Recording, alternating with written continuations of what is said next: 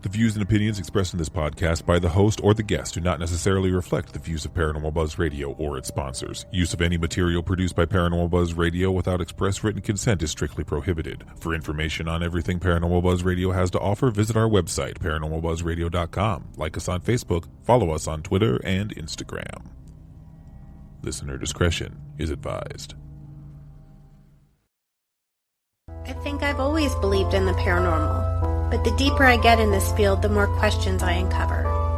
I started a program called Seeking the Paranormal in an effort to gain insight and dialogue from others interested in the same things as me. And while we've learned a lot together, the questions still remain. So I'm bringing my thoughts to the airwaves, and I've brought along my friends, Adam and John, to share in the fun. Together, we'll tackle the tough topics and debate the evidence as we continue to seek the paranormal.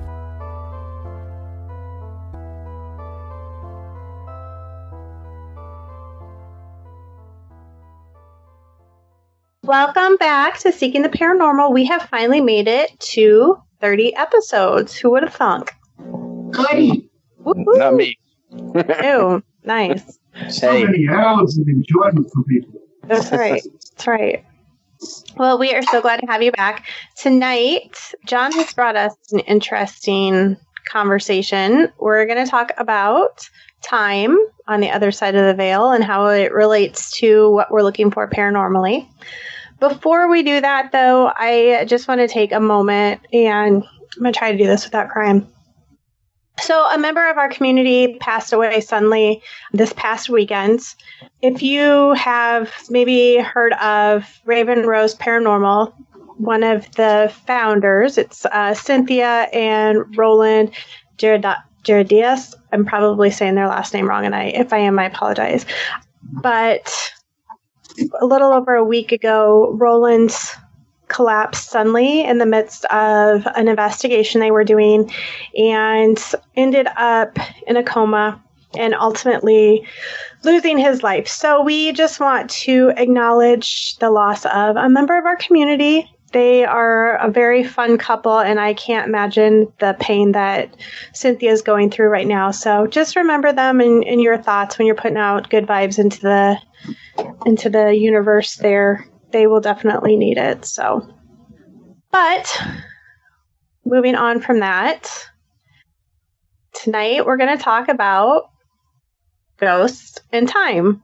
And mostly, I guess, kind of what I took from it was, why are we only seeing ghosts typically, I guess, and especially in the United States, you typically only hear of ghosts from like the Victorian era and to the present, and even not even so many.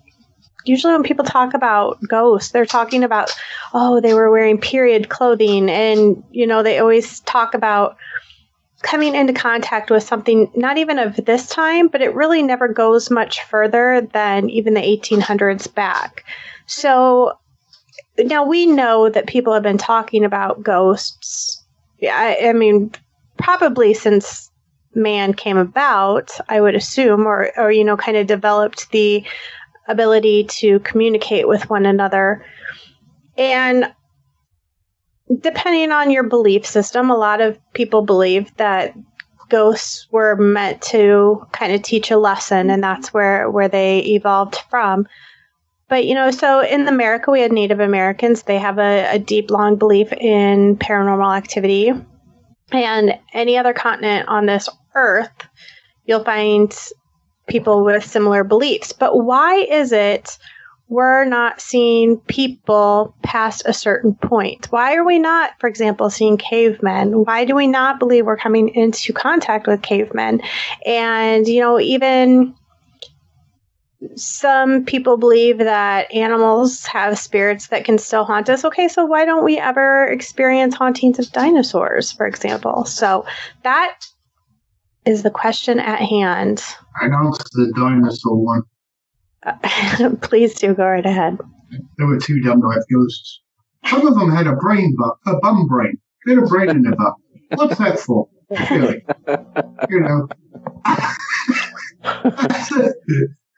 He's haunted by something that had a brain in his butt. No. I mean, I guess. Besides that, dinosaurs didn't go away. They just became birds, a lot of them. So,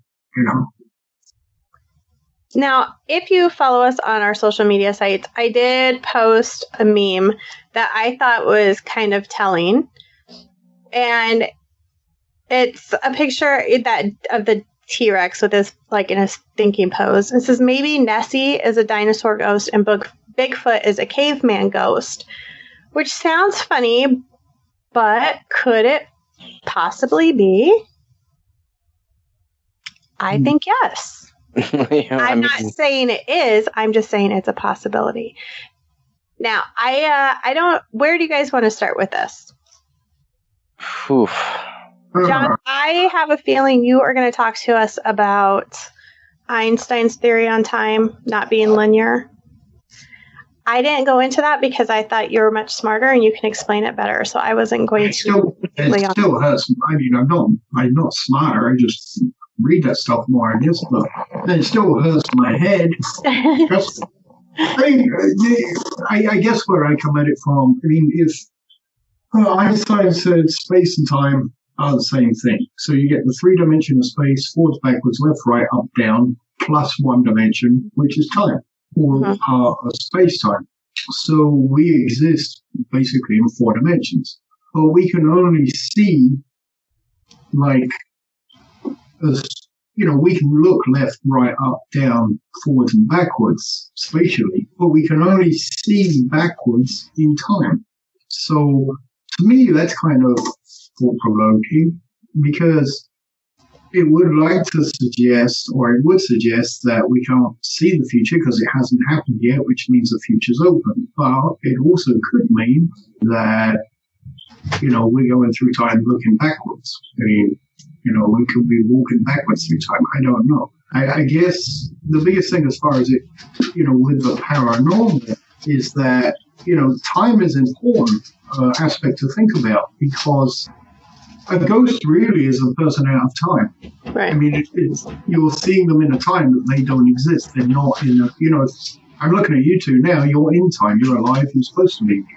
But if I see someone who died 100 years ago, they're not supposed to be in this time. If you think of time as a dimension like left, right. It's the same as seeing, I don't know, the president of China sitting in your living room. It's like, well, wait a minute, you're not supposed to be here. You're supposed to be in China. Right. And it's kind of the same thing for me. And, that's how I kind of mash it together in my own little tiny brain and try to get my head around it. So, Adam, do you have anything to add to that? I guess I should ask that before I... You two talk about it hurting your head. It hurts my head even more. Come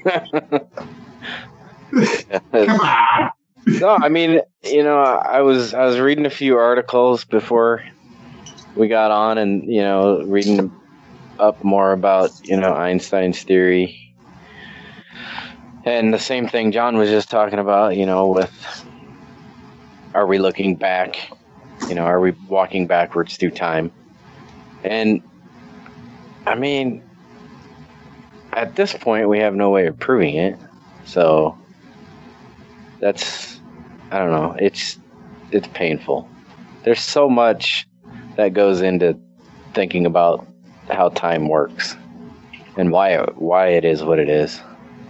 All right. I just want to travel the speed of light and see what happens. Good over that. Can I go backwards? It's not possible. I know, they say if you did, you'd die, but...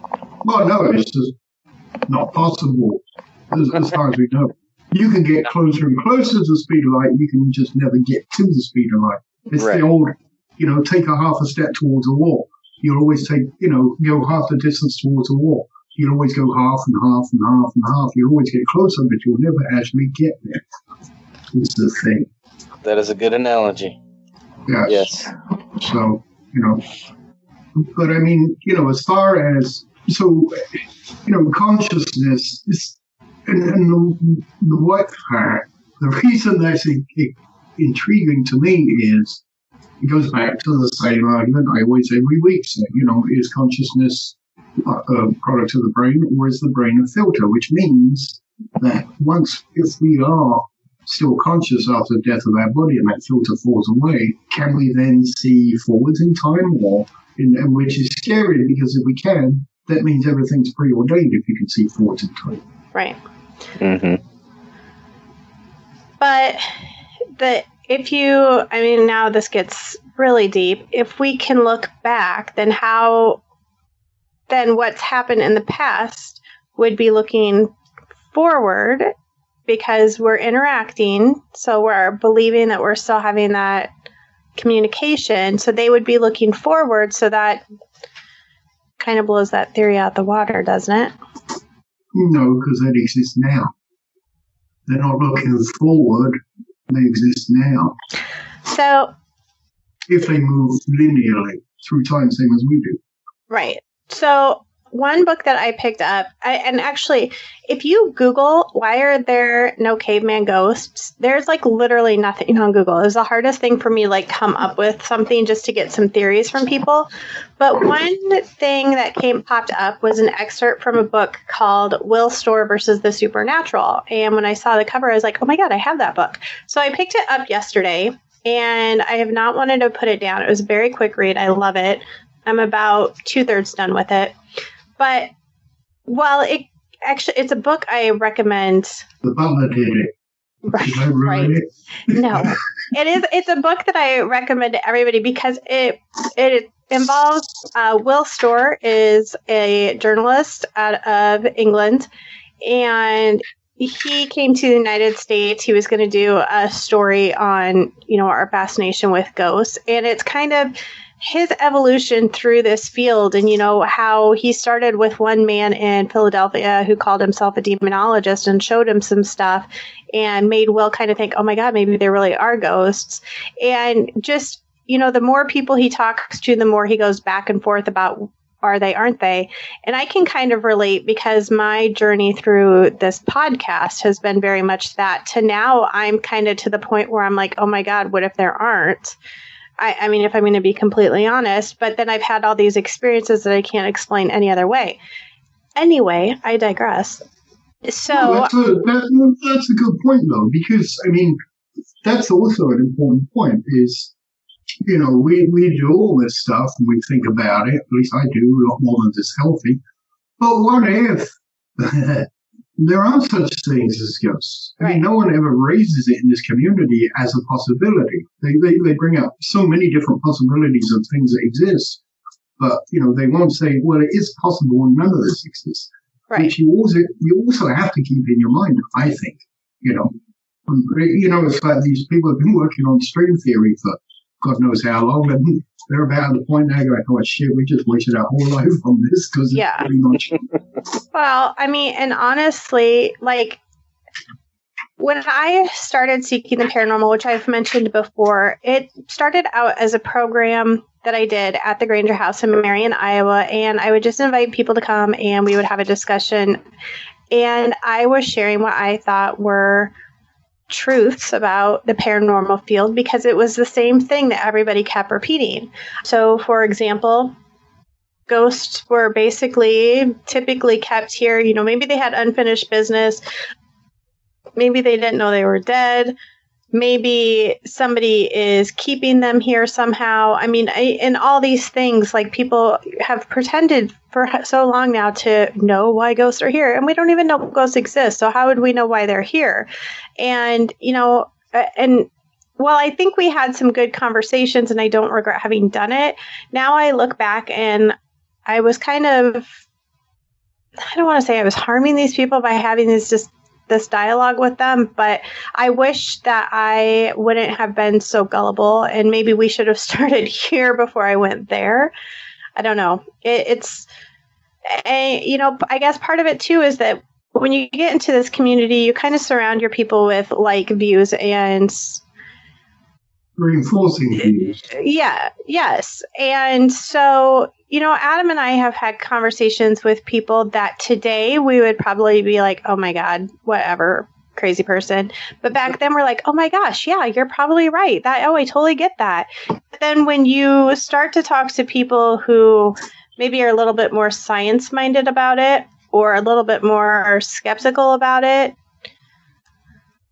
That's why I guess that's why I hope people listen to this show, because I hope that people have had a similar experience that I have, that have maybe started to reevaluate some of the things that you believed in the past. You know, to interject that, I am unfashionably objective. I think is the thing that I've used. You know, I don't win many friends. But that being said, people that want to think hard about the subject on a objective level are actually doing the paranormal field more good. They're more, you know, they're your friends. Don't attack people that raise questions. Mm-hmm. Because if we are going to advance this field and come across things, you know, those are the people that are going to be your bedrock and your anchor, if you know what I mean. Not me personally, no, but I mean, in general, you know, people that are trying to figure out, look, okay, you believe this, now how could it be true? You know, and actually seriously look at it. Whereas most, you know, people that are, let's just say, objective will just write it off and go, you're a cook. Won't even look at it or listen to you. And to me, that's disrespectful. Me telling you, come on, that's kind of stupid because, or what are you basing that on? Have you thought about this? And that's why I think that's stupid. At least I'm listening to someone and giving them at least that much respect, if you see what I mean. Does that make sense? Yeah. I mean, in one point, this book, Willstor versus Supernatural, talks about is the one thing that he's willing to give is that each person he talks to very much believes what they're saying. And so that makes it their truth. So if I say to you, I just saw a blue ghost in my basement, and I believe that, you may not agree with that what I saw. To you, it may have just been a car light, but it's my truth that that's what I saw. Now, at one point in this book, he does talk to a psychologist who has what he believes to be good explanations for everything that we're experiencing. I don't necessarily agree with every single one of them, as it appears Willstor does not either. But, you know, there's people who have those who think, you know, we're all hallucinating. We're having common hallucinations on everything that we're seeing. And the voices that we hear that we believe to be disembodied voices are really just voices in our heads. Now, I don't want to get too far into that, but I think there's a little bit of truth to that. But I think that has to do more with maybe soul-to-soul communication. But we won't get into that. I don't want to get into that at all. Okay, so anyway, I want to get back to what we were actually talking about, though. So I was going to start saying some James Brown there. I do love James Brown. I just want to read part of this because I highlighted. I thought it was interesting. So he says, Philip goes on to tell me that he has two theories on ghosts. The first is the stone tape theory, which Stephen the Druid told me about. If you read the book, you'll find out who Stephen the Druid is. And the second involves time slips. Apparently, Einstein's theory of relativity says that time isn't linear, but all twisted up like a ball of wool. So if we're all barreling up and down and around in these tangled woolly time strands, it's possible to rub up against a strand from a completely different era, like the 16th century or the 27th. And when this happens, information can leak through, thus ghosts. This makes me believe that if you see a historic ghost, Philip says, then they will see you. Geez, I cannot read today. Then they will be able to see you too. So that's why I mentioned it. So I'll read and then I'll kind of explain. So he says, so if ghosts are just people in the past looking back at us through some sort of translucent time wall, how come we don't see ghosts of the future? Phil cocks his eyebrow. How do we know we don't? He says, smiling in an aha sort of way. Because they'll all be wearing spacesuits, I say. Well, okay, says Phil, placing his chin on his hooked forefinger. Maybe if the future hasn't yet occurred, we can only see into the past. The past has happened, and that's an undisputed fact. So maybe we can only be retrospective. He looks at me and thinks a bit more with his lips all bunched up in the middle.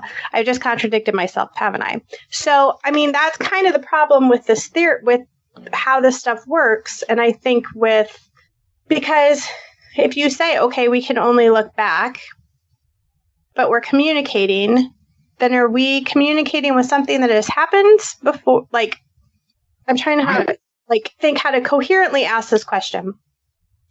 Are we looking back at time itself, looking back at something that's happened, or has something slipped through time and has just kept going? We all have. Well, I slipped through from yesterday to today. I mean, it's true.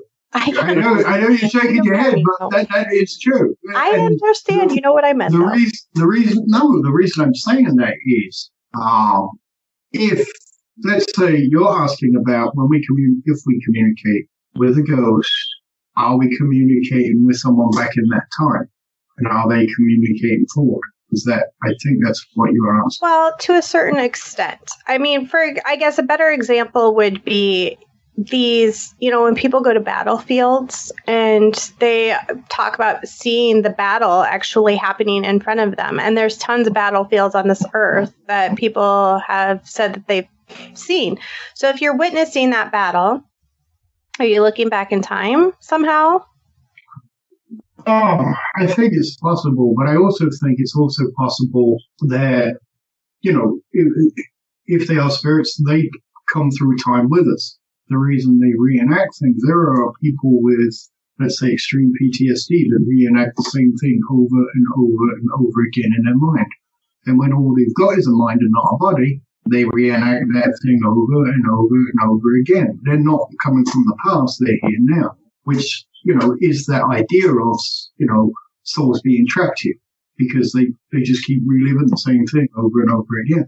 I get, that's a possibility. I'm willing to buy that. But,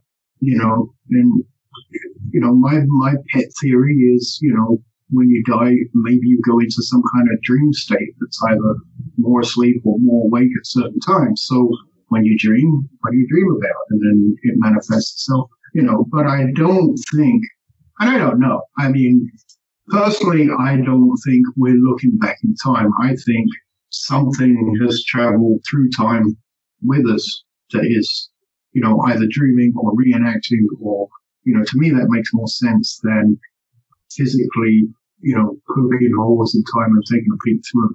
That's perfect. I would like to know now from the two of you your opinions on why there seems to be a place where we stop going backwards. Why we aren't, in America, why we aren't seeing, we talk about all these Native American burial grounds, like that's the big thing. Oh, it was, Amityville, buried on or built on a Native American, but nobody ever sees like a naked Indian running around. Nobody talks about that ghost. Why is that? We don't see caveman. They want a ghost though. Yeah, I won't say. I was going to say something. I will not say it. But why does there seem to be a cutoff? And even in this book, Will talks about people really don't ever talk about seeing people after like the 15th century. So why does there appear to be some type of cutoff when we aren't looking back any further? When we aren't experiencing ghosts from a certain time period is what I should say. So I guess in theory, if there's got to be some type of energy transfer for them to manifest, then, energy is going to dissipate eventually. And I think, so eventually it's going to make that spirit or ghost or whatever it is basically disappear, because eventually that energy is going to be no longer. Unless they're consistently fed all the time with new energy. I guess that's my thought process behind that. Well, and I was going to let you bring this up, but I guess I will do it. You were alluding to it. So we did an investigation at the Wheating Theater in Toledo, Iowa, and volunteers there wanted to know if Ella Wheating, who's the woman who donated the money for the theater, was still there, because people had reported seeing her sitting in one of the seats for a long time, and then they just stopped getting reports of that. So during our investigation, what we believe that we were able to obtain through the use of a ghost box was that people die physically, but we also die spiritually, which means, as Adam alluded, you eventually run out of energy and go on to another form or another place, potentially reincarnation, which I'll ruin the surprise. That's where I'm at. Not physically. That's what I believe happens, is that you go on to be reincarnated. However, in believing that, then we also have to believe that they're gaining energy somehow from us, and that's where that theory of EMF comes from. And so, do you think we have to believe in that to believe in that type of theory? Well, I mean, I guess you have to have some sort of belief that the EMF has something to do with it, yeah. Arr. Arr. Okay, so there's a couple of issues that I have. I'm not saying it's wrong, but there's a couple of issues I have in that. Do I believe that you can, if you're a ghost, you can run out of energy? Yes. I don't attribute it to, reincarnation or anything else, because that also, kind of remains to be seen. And is that the point they reincarnate, or do you reincarnate straight away and the ones left behind are the ones that don't? And then you get dissipation of energy, which is entropy, and then you get nothing. That's it. You're done. I think if you're going to dissipate, you dissipate. You're done. You are so spread out across everything that you're no longer a single unit. Kind of like, when a fire heat leaves the fire, at some point it's in the atmosphere. It's not part of the fire anymore. In fact, it's not in it. Mm-hmm. So the other problem I have with the energy idea, and that being said, we kind of proved ourselves wrong with the sensor board. I'll get to that in a minute if you like. But we now, at this time on Earth, have got so much energy flying through the air. We've got transformers, we've got electric cables, we've got phone signals, never before has this much energy been available. So we should be seeing an increase in ghosts. But we're not. So if energy feeds ghosts and makes them more able to interact, we should be getting way more interactions from ghosts than that it should be a thing where, most people will sit up and take notice of it. But we're not getting that, So, the energy theory, it kind of makes sense to me, but I don't think it happens in the form that most people think it does. And the reason I say that is when we got the ghost feeders out at Farrar, and we had the sensor thing on, and stuff was kind of really weirdly happening. They were going off. Oh, we're going to call them the ghost feeder now? Well, the dildos of doom. There you go. That's what I know. I was going to say it if you didn't.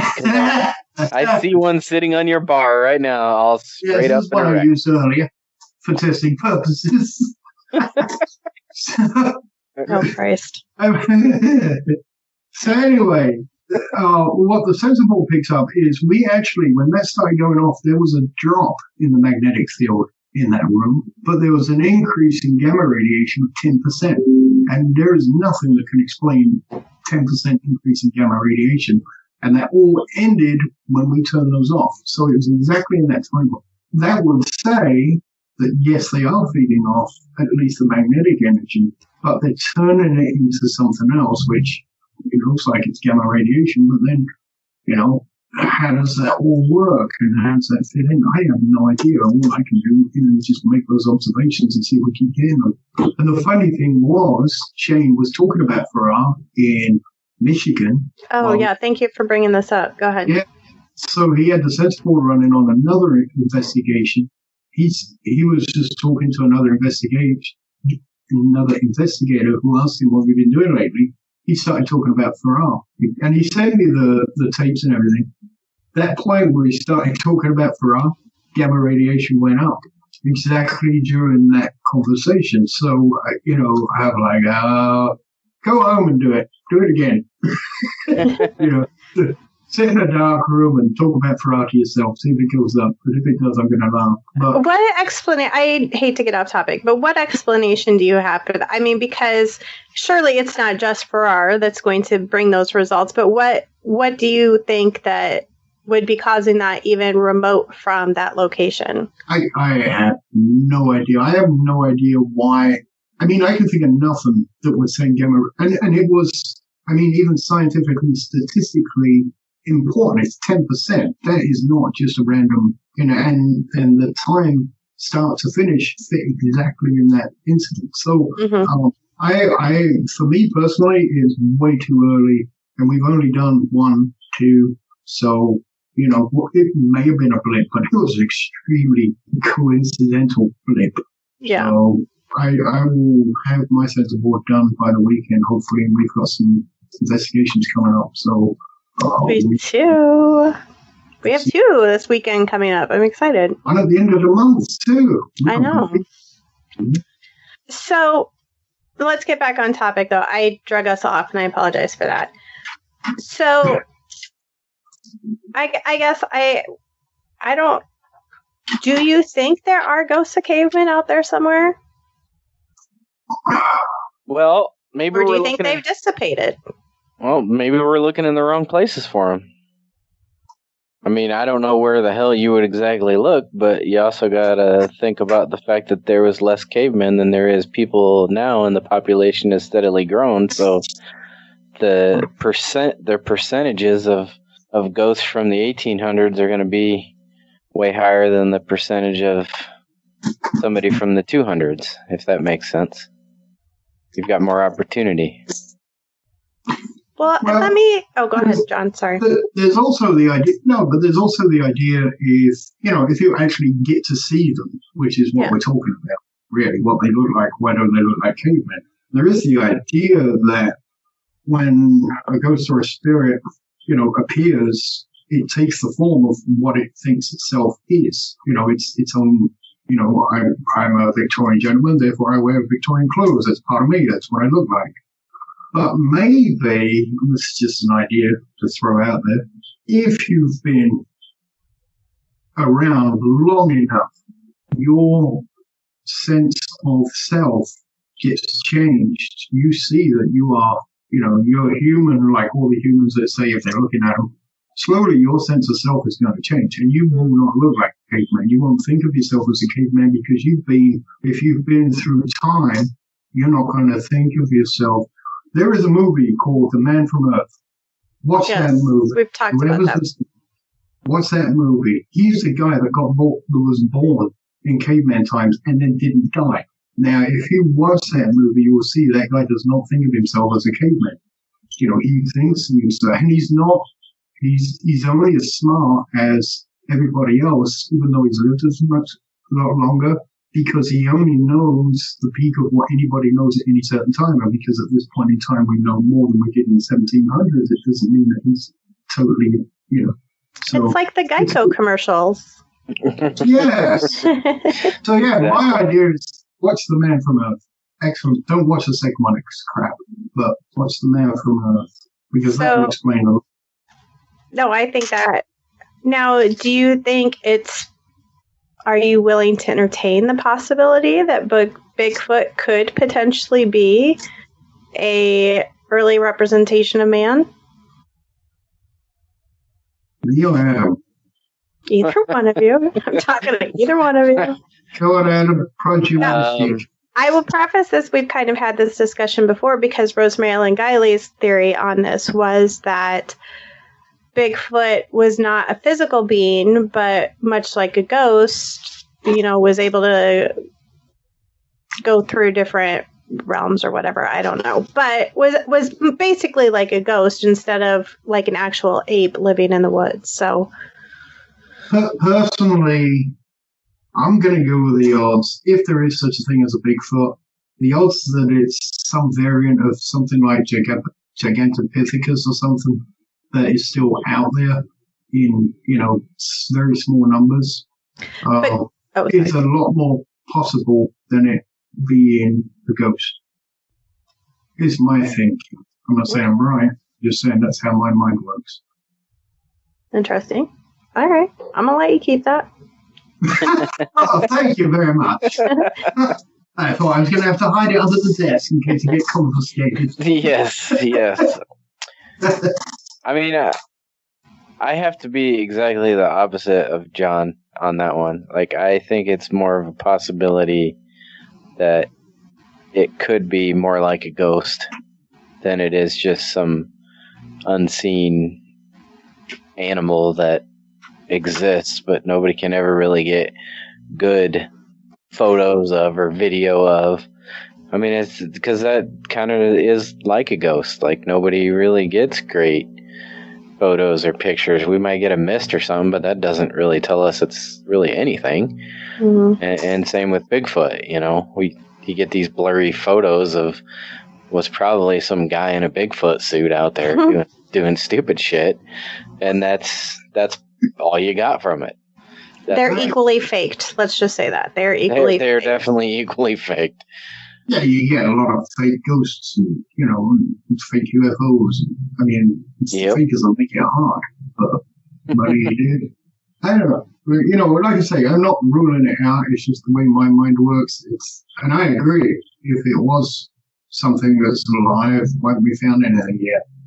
But that being said, we've also found animals that we thought were extinct for like nearly 100 years. And then, all of a sudden one will pop up in Bolivia or something. We go, oh, look, we thought that was dead. Look, we found one. So, I don't know. And that's a definite valid point, too. I do think there's something, as well, Adam kind of touched on. I don't know. Well, see, now I'm rethinking my thought as I start to talk about it. Because I was going to agree that, yes, I can kind of understand, well, how do we know where, cavemen, at whatever point in man you're talking about, where they were. But there's been somebody on most, I should say, not all, but on most parts of the places that we're looking for. So if we're investigating and they're still in that same form. Sorry, I'm just thinking through my thought process here. So I guess I don't necessarily. I thought I agreed with you. Now I'm rethinking it. Because as far as going back to the Bigfoot thing, one thing that actually normally I go nah, but Sir Edmund Hillary, the guy that climbed Everest, and had a Bigfoot footprint. Yeah, and also he found it at an altitude where humans can't live for very long. Yep. And he was thinking to himself, nobody climbs all the way up here, puts themselves in danger to put in a fake footprint. It doesn't happen, and that kind of sold me on, that. And along with, some of the sightings, not all of them, I'll be honest with you, but, like rednecks running through the woods with shotguns. No, because they're also the ones that get abducted by aliens too, which is kind of scary. But I think there's evidence that there's something out there. But I just, apologies and all that, but I can't make that leap into. Well, maybe it's spiritual. No, you're making a whole different population happy by saying that you think Bigfoot might be out there. So I don't think any apologies are probably necessary. I have to say that I do think that reincarnation has something to do with why we don't see representation from a certain point. Because honestly, I think those souls have come to a point where they've been recycled, which is probably a harsh way of putting it. But it's what I've got. So and some of them are non-recyclable. Right. The other thing that I think is possible is that in order to communicate, you have, especially with us today, you have to have a certain level of intelligence. And if they're no longer able to learn, which I'm not conceding that they can or cannot, because I don't know, but if they're not, then it's possible that their energy could still be around us, but they're unable to communicate with us because they don't have the intelligence to do so. Does that make sense? Does, but I don't agree with it. That's fine. You don't have to. Well, okay. Let me take what you said and just expand that as my wheels start to turn as I'm talking and thinking at the same goddamn time, which is painful for me, trust me. But sometimes we hear noises, and even if it's through the ghost box or whatever, but we hear like these, grunt noises or moan noises or something like that. Well, they talk about how cavemen probably communicated, and it was probably through grunts and moans before they came up with actual language and the ABCs to actually speak to each other. So who's to say they're not? They just can't talk to us. Mm-hmm. They can't just say, "Hey, John, what's up?" You gotta go. The only reason that not came up in my head is that, if we take history as an example, let's say we've had people that have discovered a pygmy tribe somewhere and absolutely zero communication, but you can communicate. You figure out a way. We're the same. We do figure out ways to communicate. We had the Jesuits go to Japan and figure out their language. But that's assuming then that as a spirit you still have the ability to learn. Which again, I'm not saying yes or no. I don't have an opinion necessarily because I haven't thought about it. No, but that's a valid point. I haven't actually thought about, but I keep coming back to, well, that's true. What's the point? That's why I don't like reincarnation. What's the point? Well, but I kind of think about what's life, and that's one of the things this book talks about too, is there's some people who believe that we're basically just machines with something inside us that makes us not zombies, basically.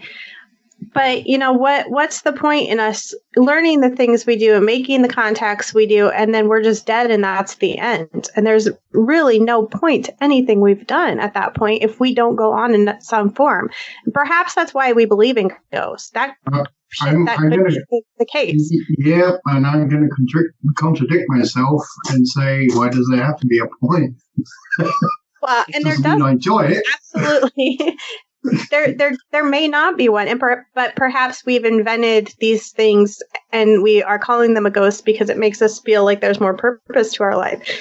And quite frankly, ultimately, we could find out that that's the case. It'll be really disappointing, to say the least, but it's possible. You don't know anything about it. That's the good part of it. Yeah. If you do actually just drop dead and be dead. When I usually have a discussion with people, I say, well, everybody knows what it's like to be dead because what were you doing in 1790? Right. You weren't alive, so that's what it's like. It was you in 1790. So that's, and I hold that as a strong possibility, but I'd like to think that. Once again, are we just a product of the body or are we a consciousness? I'd like to think we're a consciousness. I can't prove it, but that's why I do this. Because that is absolute proof. If you can prove a ghost, you can prove consciousness outside of the body. And that's the only way I know of doing it. Not that I'm ever going to, but I'm doing it. Hey, but we're going to keep trying, damn it. Yeah. Never give up. Never surrender. The other thought I had while I was thinking about this question too is, do you think some of it has to do with, I don't want to say our education level necessarily, but like what we are familiar with and comfortable with? Like most of us would have a hard time thinking about what people were like in America past, prior to the 1800s. Now we know that they existed, but when we think about history, we don't tend to go back that far. And, people in England, which is a country that is, much older, they've got buildings that have been around since 1500 and it's nothing, so perhaps they don't think about people from, 1500 back because that's just kind of society, I guess, and some education. A lot of the hauntings in England are from those times, though. You go to all the castles. There's all kinds of ghosts that are in the castles from that period, from the 1200s, 1300s, and all that kind of stuff. So, I think The problem with history, especially a cultural identity in history, like the American version of history is different than the British one, which is different from the French one, is that, we have a lot of, I don't want to use the word propaganda, but, most of the history that we believe isn't true. I mean, I'm a massive history nut, and I've been studying, for some reason I got into tanks, and, everybody believes the German tanks were great, and they were unstoppable. And basically they weren't. They weren't any better than the other tanks. But we believe that, and there's lots of things like that in history that we believe, that aren't true. They're just, it's become, the samurai sword was the greatest sword ever. No, it wasn't. It's a 1300 freaking design. No, not even older than that, and he never changed it. I mean, things like that we believe, that are in popular image now today, that aren't true. So if we're that's why I kind of try and keep. I try not to let history influence my investigation as much as some people, because a lot of that history, and we've talked about this, has been generated over time. So well, and I think about, one of our investigations this weekend, my parents have moved. Now, as if you've listened, you know that their home that they recently sold last year, John was able to communicate, and we seem to get some decent information suggesting that it may have been a Native American haunting the house. Now, that's reasonable because there is a Meskwaki settlement right outside of Tama, which is where my parents live. And that whole land, was Sac and Fox country long before us white folk got there. So that's not so far out of the realm of possibilities. And growing up, around a Native American settlement, when they talk about ghosts out there, that they talk about, old, ancient Native Americans who were here before the white man. So that kind of carries over with what the belief from the settlement is. Now, I'll be interested. So the place that they have moved now used to be a county home. Tama County, I don't know, apparently doesn't have a county home anymore. Or if they do, I have no clue where it's at. But it's been privately purchased and made into condos now, and they're beautiful. And my parents love where they live.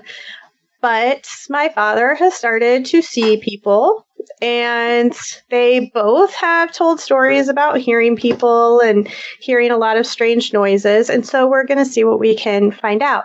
Now, do you think, and I know you don't want to gear our investigation towards one certain direction, but do you think it's more reasonable to believe this would go more along with what we got at their first house? Or do you think it would be more reasonable to look for something more like Edinburgh residents who had been at the county home?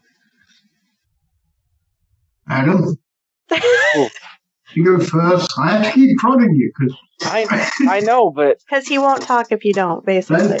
Well, every once in a while I spill something out. Yeah, but that's not talking. I can see you on that camera. Yeah, oh, that's good. Good God. I don't know. I have no idea. I mean, I guess I'll say this. Your dad's story about the person that he saw walk across the yard that was not there. He seemed to think it was like I thought he said it was like a teenager or something, but it was just a current person. A current person, yeah. So not Indian, I guess would be the word I'm looking for. So I guess if we're going off of his experience, I would say maybe more like the county home type people, but I don't know. That's really tough. Could be both. Yeah. I think, I'll do like we did it last time. It's kind of like playing a game of, 20 questions.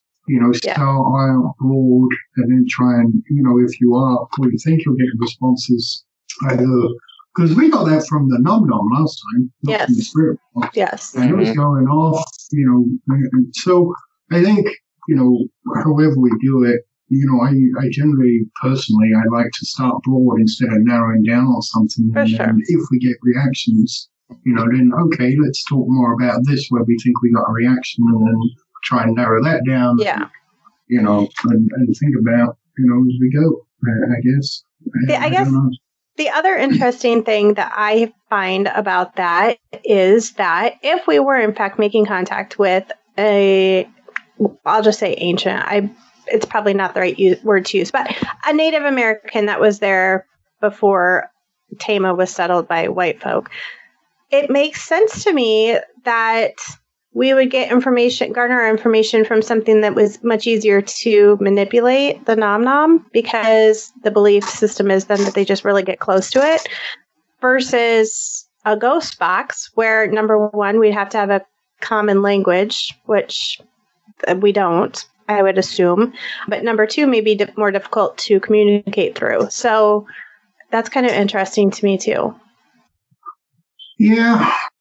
It's tough. And the reason, if another drawback of trying to zero in on what you think it is from the get-go is if the responses are usually so subtle, a lot of them, where you're like, oh, was that normal? Was that response? Or was that coincidence? If you are, you're more likely to shrug off something that doesn't fit the narrative you've got in your head because it's so subtle. If you leave it open and you get something and you think it might have been something, you can carry on down that line of whatever questioning or conversation you were having and see if you get more of them, and if not, then switch tack.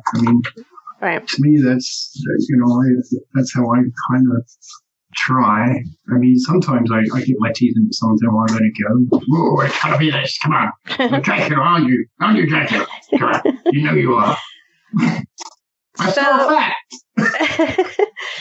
Here's my next question. Why do you think so many of the paranormal experiences people have, they believe that they're having with somebody not of current time period?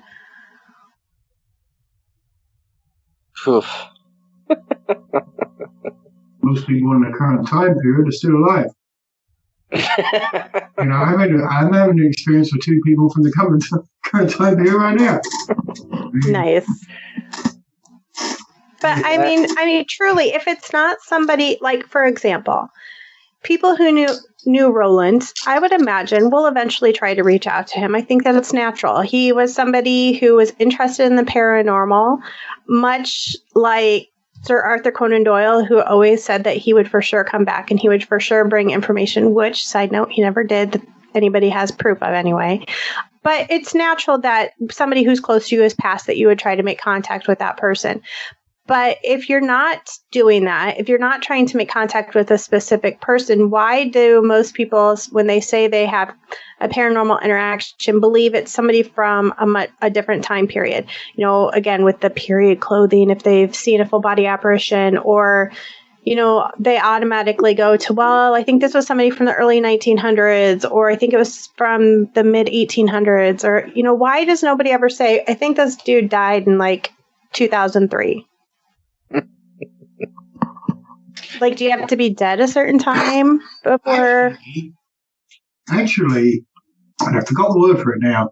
The STR just did one on it. Most ghost sightings are someone that just died. Yes. That's most apparitions that you see are someone that just died. At the moment of death. Yeah, or very close to the moment of death. They come and tell you goodbye or whatever, or just come and say, you saw them, and then you'll find out next day that they dropped dead or whatever. Yeah. So most actual apparitions that sighted are the recently dead. So, and then if you pair that with, people that have had near-death experiences where they travel off and they end up, going through the tunnel and then in the green fields and this and that, time for them is abstract. They're outside of time, which is why we were talking about time. So they're out when they leave, let's say, this plane or the earth or however you want to use your wordage, wherever they are is outside of time. So maybe, if they go there and say, bugger this, and no, I want to go back, by the time they get back, there's 100 years gone by. You don't know. or people like you brought up Arthur Conan Doyle, I will definitely come back and give proof. But when he gets there, if he finds out, well, there's no point really, it didn't mean anything because this is what it's really all about, so bugger it, no, I'm not going back. Because there's no point. Why would I do it? I want to do this going forward. So then you get people that don't come back even though they said they were going to. So, there's lots of variables in my mind, at least, for that kind of thing. So do you think that, often in investigations that I've done, we tend to ask, what year is it? Indicating then that whatever we're communicating doesn't have a concept of time the way we do, which makes sense to me. But do you think that's fact? I mean, nothing's fact. I get that. But do you think that's more likely than they know it's... Well, once again, if you get the wrong year, I think it comes back to that thing of if they do come back, they're kind of in a dream state. So they're reliving whatever it is they're reliving, or they might, they might be fully awake, and then you'll get the right year. I'm just speculating as to why we get those different effects. Trying to have a common cause to it. And the best one I've ever found for any of these hauntings is that, to me, it always comes back to like a dream state. You're conscious, but you're not quite there. Okay, so you wouldn't necessarily know the year. So when we're asking what year is it, first of all, I couldn't think of what you were trying to think of either. Crisis apparition is what we were trying to think of. That's it. It was driving me insane. But so, I guess if you're in a dreamlike state, do you know what year it is? Are you going to be more likely to say the year that you last knew it, or what year you're experiencing around you? Well, if you're more conscious and you know where you're at, then you're going to say the correct year. If you are dreaming about milking the cows back in the barn, and that gets through and you answer it, kind of like talking in your sleep, then you're going to be in 1882. In your own mind, in your consciousness, which is what we're talking to as a consciousness, we hope. So, I'm at different conscious states when I sleep, especially when I'm half asleep. So, also, I'm just going to throw this out there.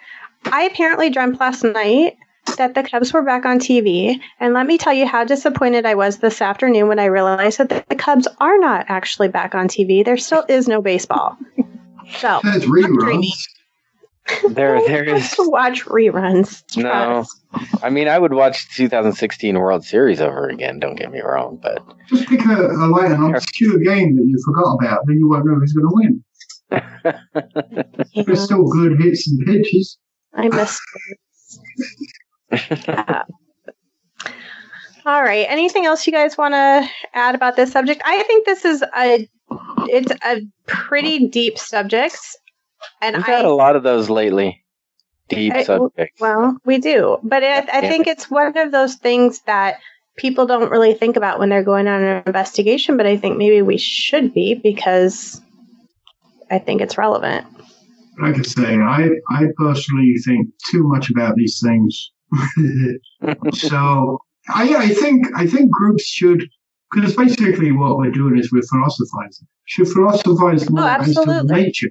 They should think about the nature of what this, and actually think it through instead of watching something on the TV that isn't true and then going, yeah, that's it, that's what we're seeing. Because I will guarantee you, you're not. So if you philosophize and think about, okay, how could this work? And try and find, don't try and find like an all-in-one catch, or what's it called, like the all-in-one theory. A catch-all, yeah. Yeah, that's, but pick an aspect and go, how does that work? And right. How do you think that way is that? And just think it through and philosophize and go out on a limb, because you're probably going to be wrong, but at least you're wrong on your own. But, by being wrong, you go, okay, no, that's rubbish, that won't work. And then you can go, well, if it's not that, maybe it's this. And just run through them like a deck of cards until you get one that sticks. And you're like, hang on a minute, that almost fits. And then, look at it with something else. Okay, here's another aspect. Does it fit with that? How could it fit with that? I don't know. I think that's important. But we need to get Adam. You get to pick the next topic. I picked one already. Oh, you picked 1 out of 30. Good job. Hey. Yep. Damn, Skippy. Woohoo!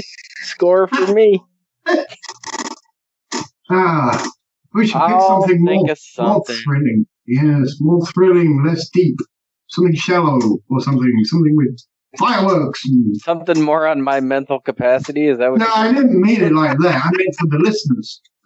Well, I do not want to influence his decision, but we are doing a daytime investigation also this weekend. And there are people like Lloyd Auerbach who firmly believe that we should never be doing investigations in the dark, and we should be doing most of our investigations during the day. And at some point, that may be a fun one to debate. I think never's a strong word, but I've always wondered, if you're going to go looking for the shadow people, they're easy to see with the light on. Yes. Mm-hmm. Well, Adam and I recently did take short 4-week course through the Rhine organization. It's no longer the Rhine Institute, the Rhine organization. And it was interesting. I basically want to throw everything away that's in my little toolbox now, but crushing dreams. That's what happens. I think that's a bit extreme. I mean, listen, I will never give up my digital voice recorder, and that is the one thing that through journey that has stayed strong with me, and that's why it is my definite go-to. Well, the reason I say it's a bit extreme is because you got to be doing something. Even, you can't just sit there and go, please show up. How am I going to know if you showed up? I've got nothing to go beep or anything. I'm just waiting for you to actually physically appear, and that never happens. So why am I here? You got to have something. So, and that's, even if it's, true or not true, it's maybe gives them something to indicate a presence with. But I wouldn't, personally, I don't use if you get now with a sensor board, we got everything going. So then you get correlations, and that excites me a lot more than just something going beep, So, that's. Listen, I will show you EVPs. You can show me numbers, and together maybe we'll come up with something. Yes, because they will be timed with the EVP. So if you get the EVP and gamma radiation goes up, magnetic field goes down, then that's a lot more meaningful to me. That's what excites me. Fair enough. Well, Adam will think about a topic. And until then, like I mentioned earlier, please keep Raven, Rose, Paranormal in your thoughts and prayers. And when you're putting out that positive energy, they definitely could use it right now. Otherwise, if you want to catch up with John, you can certainly do so by checking him out at phantomscience.net. And that will give you links to their Facebook and their YouTube page. And then obviously you can catch them on Sundays. Oh, God, I always get this wrong. You're on at 7, right? Yes, 7 Central, 8 Eastern. Yes, okay. See, I'm getting better. So you can catch he and Nico there. If you want to catch up with me, you can catch me on Twitter and Facebook at C Paranormal Sarah, SEE Paranormal Sarah with an H. And then all three of us are on Facebook, Twitter, and Instagram at Seeking the Paranormal. Until then, my friends, keep seeking the paranormal. And we're out. That was a happy we're out. It was.